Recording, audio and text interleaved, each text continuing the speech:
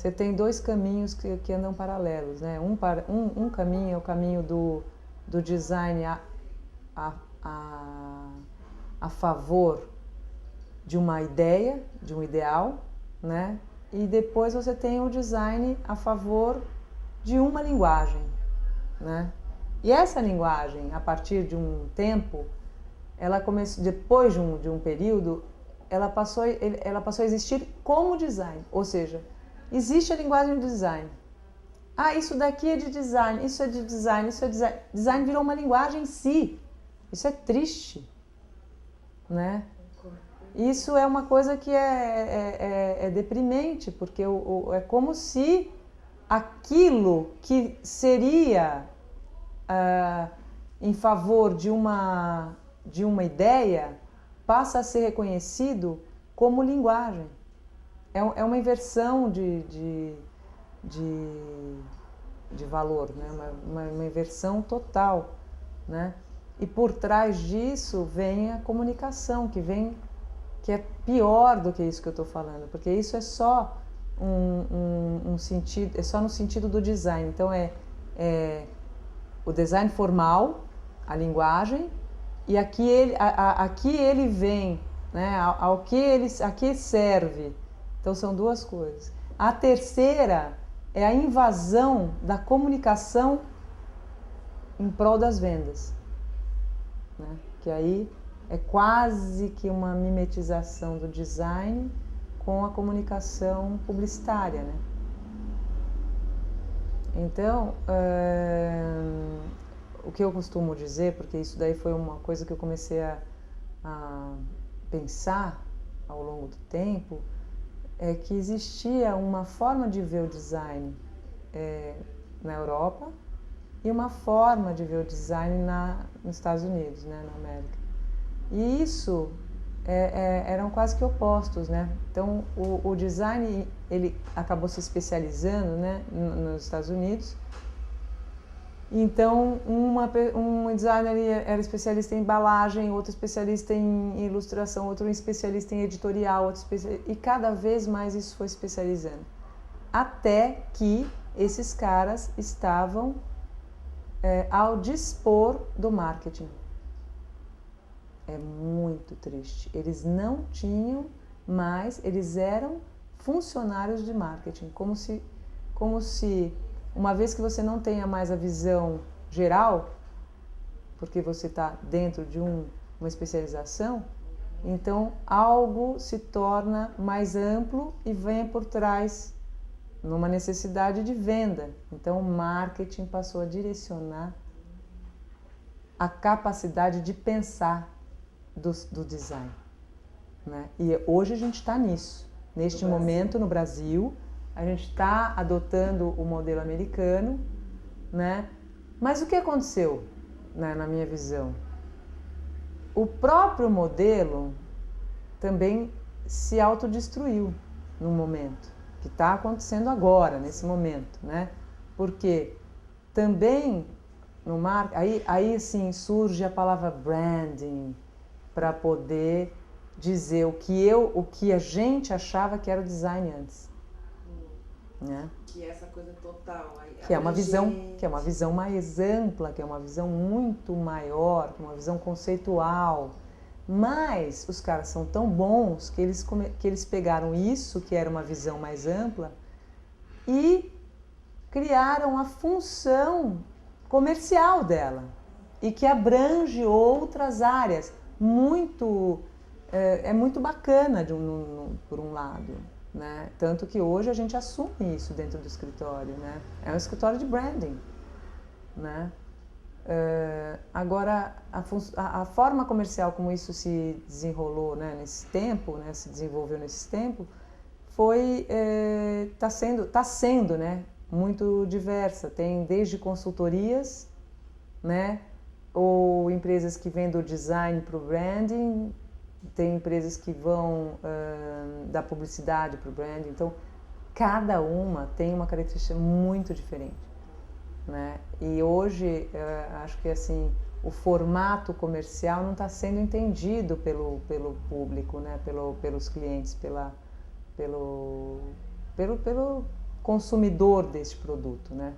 Então, o que está existindo é que as agências de publicidade perderam espaço porque eles não conseguem mover toda a máquina deles por falta de negociação, né? Porque eles perderam a negociação da mídia, a mídia se vendeu, né?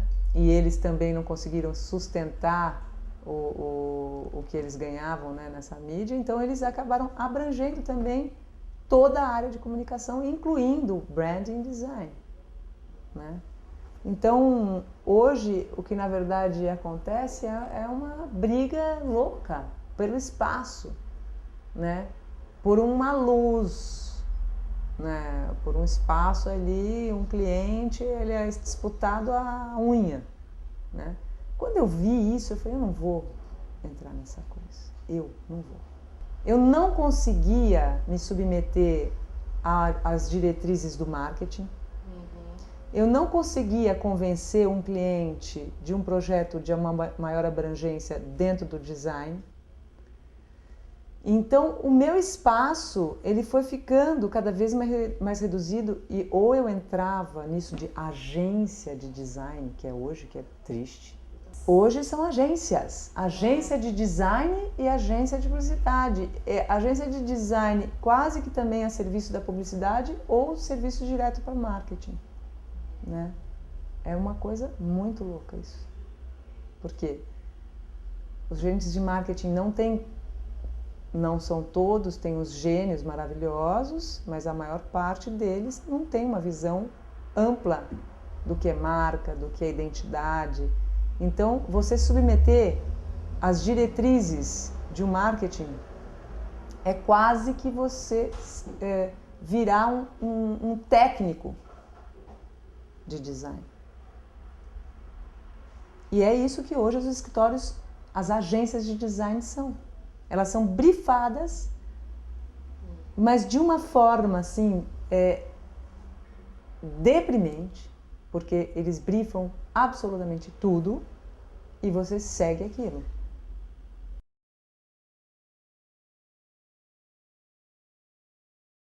Diante disso, eu me recusei a trabalhar dessa forma, né? E isso é uma coisa muito dura, né? Foi duro num dado momento. E eu falei, não, eu primeiro tenho uma certa idade, uma quantidade de trabalho executada na minha vida que eu preciso trabalhar com o que eu gosto de fazer. Isso foi eu ia fazer 40 anos, eu tinha 39 anos, eu falei, eu vou fazer o que eu quero. 2 anos, vai, eu pensei, vou fazer 2 anos, se der certo eu continuo, se não der certo eu volto a fazer o que eu fazia, né? Então eu peguei e decidi, comecei a me apaixonar por outras coisas, achei o design, já estava meio triste aí com essa história toda de linguagem, de design, de tipografia, todo mundo faz, tipo, de repente criar letra, parecia que era tudo isso, me dava uma tristeza de ver o pessoal criando fonte, né? Eu falava, mas, né? Qual é sabe? Cadê, né? Qual é o tesão de fazer um negócio desse, assim, só porque é moderno, né? Porque o que é isso, né? Qual é o que está por trás daquilo? Eu acho o máximo. Eu criei uma fonte que eu acho super legal, que foi uma fonte de texto, super difícil, fiquei fazendo trabalho 1 ano, né? Lógico, pelo prazer da questão, mas é uma coisa que acaba sendo técnica, né? Que o pensar está por trás, mas ele é uma técnica do design, quer dizer, é um pedaço. E eu me recuso a trabalhar com pedaços. Não é a minha forma de enxergar, né? Então, o que eu fiz? Há 4 anos, 5 anos mais ou menos, eu decidi que eu ia prestar serviços para fins específicos que eu gostasse, que tivessem a ver com a minha vida, com o meu prazer. Então, eu ampliei a gama de serviços interna, comecei a me apaixonar por arquitetura, pelo tridimensional e bananá. Então eu falei, não, em vez de fazer design gráfico, para tudo, para indústria farmacêutica e trabalhar com o marketing da indústria farmacêutica, para não sei o quê, para não sei o quê. Eu falei, não, eu vou trabalhar com as coisas que eu acredito, que é meio ambiente, área de cultura, área social e gastronomia.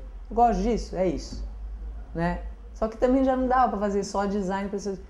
Aí eu peguei e juntei, então resolvi fazer arquitetura, né? Que eu já estava gostando. O que acontecia também? Acontecia que a gente fazia um trabalho de design, e isso eu sempre falo, foi o jeito mais... Eu lembro disso, sabe, assim, de fazer um jogo americano e fiz um porta-copos e tal. A gente ganhou até um prêmio lá no Museu da Casa Brasileira.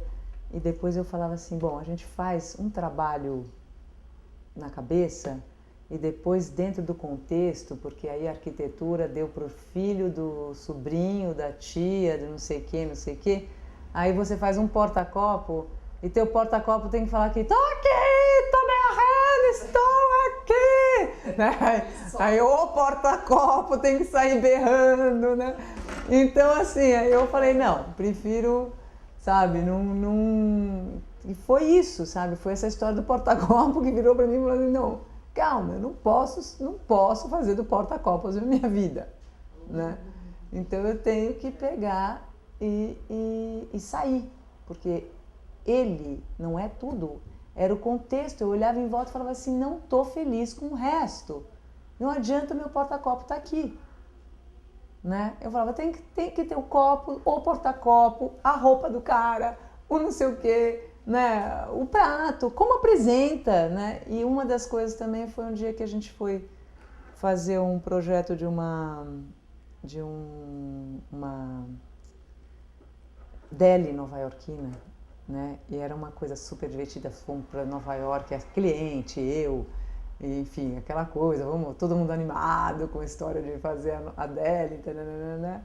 Aí chegou na hora de contratar a chefe de cozinha, ela contratou uma chefe da Cordon Bleu, né? O que eram aqueles sanduíches desta altura, com pastrame até aqui, virou uma fatia de pepino, um pastrame.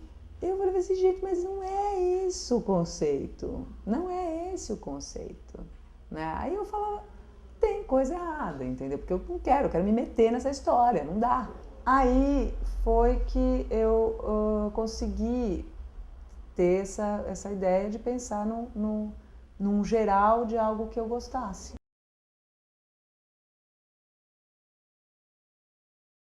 A gente tentou encontrar um caminho, sabe? Foi muito, muito forte isso, sabe? Porque